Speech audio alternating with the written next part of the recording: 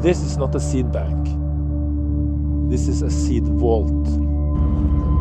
We offer a safe place for gene banks all over the world to put duplicate copies, backup copies of the seeds they have in their gene bank.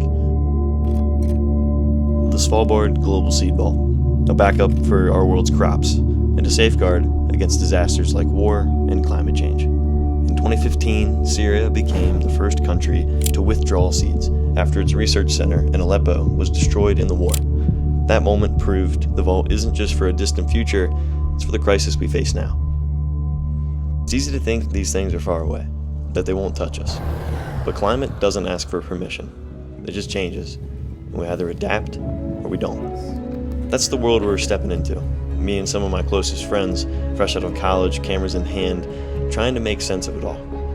We're not journalists, we're not experts, we're just a couple of guys trying to figure out the weight our generation has been handed before it crushes us, before we ignore it long enough to forget it was ever ours.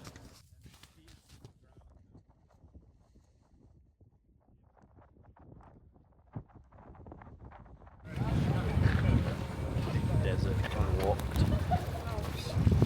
We made it.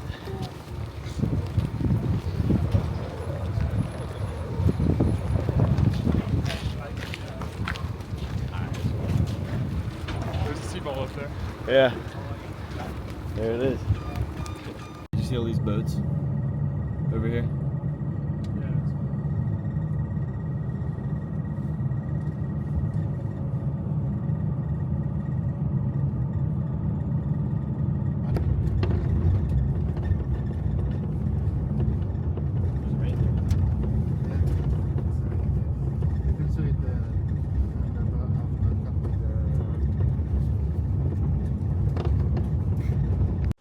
Right up there. Woo. Could turn this off, focus on walking. He's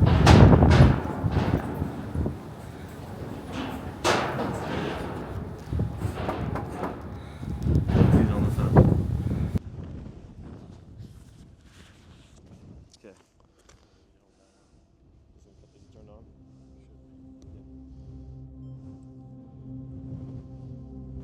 Interviews are always a little nerve-wracking, especially when the person you're talking to is in charge of running the world's agricultural backup plan. Not exactly the kind of guy you want to mess up your first question with. Should I stand here? The seed vault offers a safe place for duplicates of seeds that are stored in gene banks. And these genetic resources that are stored in gene banks and also secured inside here would be essential for plant breeders and scientists when they develop new plant varieties for future generations, for securing future food supplies. So that's basically the main issue, main answer to your question about climate change and what we're doing here. This drought-stricken field is exactly why that research matters. Scientists developing crops that can withstand extreme conditions like this: droughts, floods, heat waves. But when these events become more frequent and severe, it's a race to keep up. The seeds in Svalbard are a safeguard, but what happens when the conditions outpace our ability to adapt?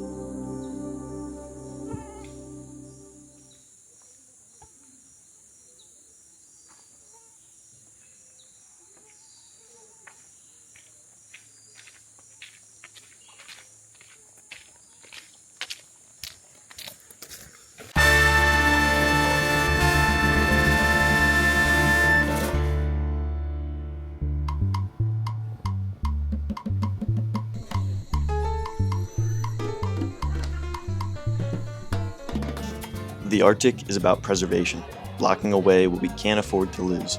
But the Amazon, it's a different kind of fight, one happening in real time, where adaptation is messy, destructive, and sometimes just survival.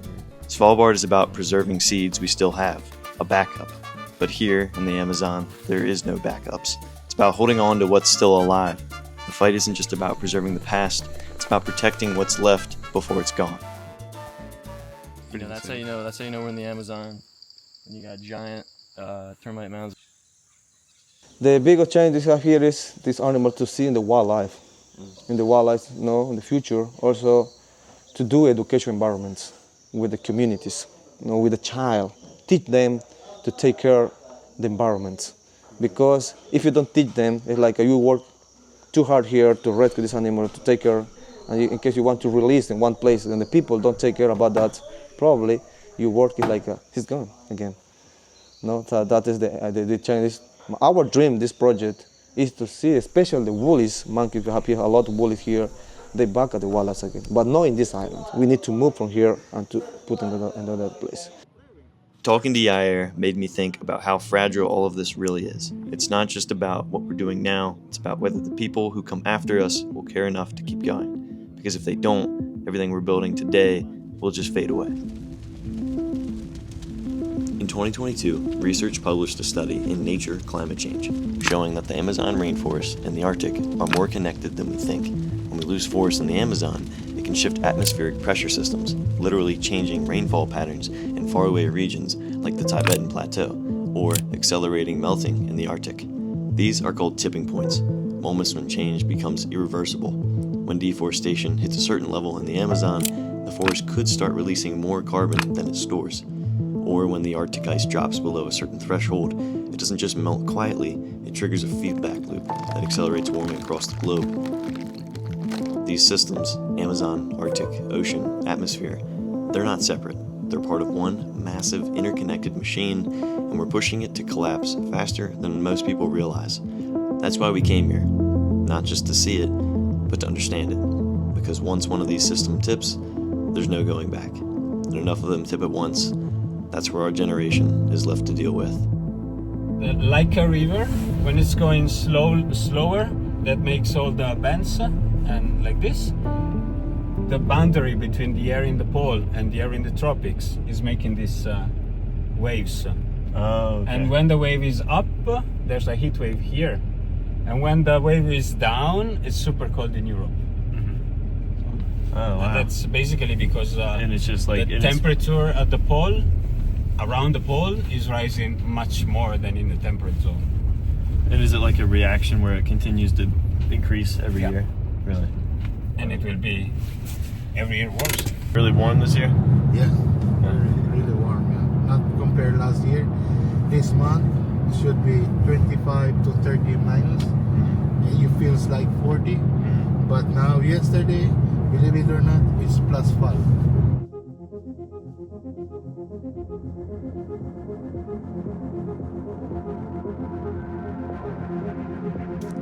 Plan Z isn't some grand strategy. It's what our generation inherits when everything else has fallen short. It's not Plan A, it's the last resort. Plan Z is where we are now, facing the consequences of choices delayed for too long. Some systems are already collapsing, but it's not over. There's still time to protect what really matters. One of those things is our food. The challenges are massive, but things like preserving seeds, restoring ecosystems, backing indigenous knowledge, and building resilient, biodiverse farms show us what it looks like to adapt. Agriculture is just one piece of the puzzle, but it's a piece we can't afford to get wrong. The Global Seed Vault in Svalbard, a frozen backup of the world's crops. It's a Plan Z solution, but we're already using it. And that's what brought me to Dr. Sarada Krishna, Director of Programs at the Crop Trust. She's one of the people leading the global effort to protect crop diversity. The day before we arrived, Dr. Krishna stood right here in front of the vault, helping guide one of the most significant deposits in its history. Over 14,000 seed samples were backed up from Sudan, Zimbabwe, the Philippines, Malawi, and Brazil. Many of these places hit by war, disaster, or climate change. This was the final major deposit supported by the BOLD Project, a global initiative led by the Crop Trust and funded by Norway, designed to help countries protect their agricultural heritage, and it was Sarada's work that helped make this happen. It feels terrible, right? The younger generation is carrying on the burden of what generations of misuse of our planet has happened over many centuries. Our mandate is to ensure the conservation and use of crop diversity in perpetuity, forever. So that way, we want to ensure that we don't lose our crop diversity. We have funded about 42 centers as part of one of our projects funded by the Norwegian government, where we provided funding for 42 centers to regenerate their seeds and to back up at Svalbard. And there were several countries lost their crops because of drought, and they could not regenerate. And so we had to extend the project a little bit. That way we had at least 2 or 3 growing seasons for them to be able to regenerate to the quantities that we wanted.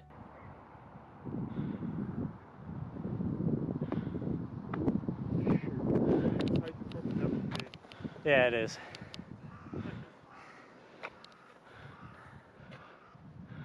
All right.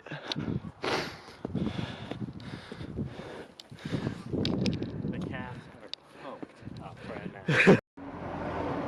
The glaciers won't wait. The forests won't grow back overnight. And the damage we've done can't be undone. Plan Z isn't about saving the world. It's about refusing to give up on it. It's the last plan because it has to be. The choice to adapt, to protect, and to keep moving forward. Even when the odds are stacked against us, because the future depends on what we do with what's left. Ship is sinking past the whiskey. Give me my last cigarette. Tell my mother not to worry. Oh my friends, this is the end, this is the end. Well, I was never allowed a guilt-free win. And I've always hated all the skin I was in. Well, pour yourself a glass and reminisce about the time we had. 'Cause in the morning I'll be dead and gone for good. If you look out our window here, we have a nice horse, 2 of them actually, and a third one over there. Come on back. Give me my last cigarette. Tell my father it was worth it. Oh my friends, this is the end, this is the end. Well, I got a gift card for getting cancer. Asked but never given an answer. To and not everyone is truly alone. Well, this bird has flown, this ship has sunk, man. Tie my hands and leave me dead in the trunk. Just don't ask me if I'm doing okay, 'cause I'm not okay. This ship is sinking past the whiskey. For the guy to come back. Give me my last cigarette. Watch. 3 people in front of me, let's do it.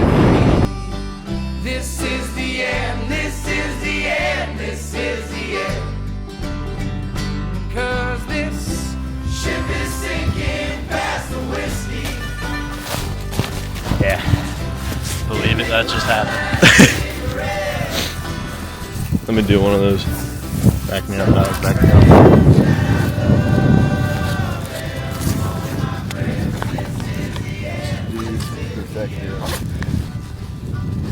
Get my glove ready.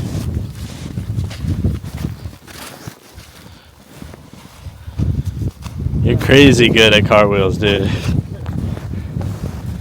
You did gymnastics? Simone Biles.